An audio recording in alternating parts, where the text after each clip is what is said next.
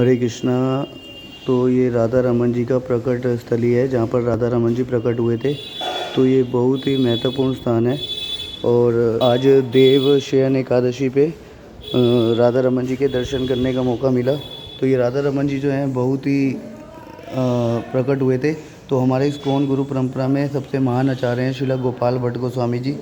तो गोपाल भट्ट गोस्वामी जो हैं वो गंडकी नदी में स्नान कर रहे थे, तो उनको 12 शालिग्राम शिलाएँ प्राप्त हुई थी। तो उसमें से 11वीं शिला जो थी दामोदर शिला, तो 11वीं शिला ने स्वयं को प्रकट किया था राधा रमन जी में। तो ये जो राधा रमन है सबसे छोटे विग्रह हैं पूरे वृंदावन में, लेकिन सबसे सुंदर हैं और सबसे ज़्यादा सुंदर हैं राधा रमन जी। तो ये गोपाल भट्ट गोस्वामी जी ने इनको प्रकट किया था राधा रमन जी को। तो ये राधा रमन जी की प्रकट स्थली है और इसी जगह से ही भेजा था, राधा रमन मंदिर में गए बाद में। तो ये गोपाल भट्ट गोस्वामी जो हैं ये हमारी गुरु परंपरा में बहुत ही महान आचार्य हैं। तो गोपाल भट्ट गोस्वामी जी को एक वस्त्र प्राप्त हुआ था।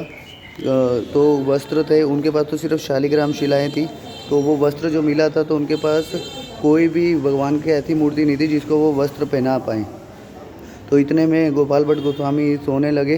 तो जैसे ही सोते हैं तो सुबह उठकर देखते हैं, तो जैसे ही अपनी पोटली में हाथ डालते हैं तो एक जो शालिग्राम शिला है वो राधा रमन जी में बदल गई और ये उतने ही विग्रह बने जितनी उनके पास वस्त्र था। वो तो जो वस्त्र देकर गए थे उसी साइज़ के राधा रमन जी प्रकट हुए।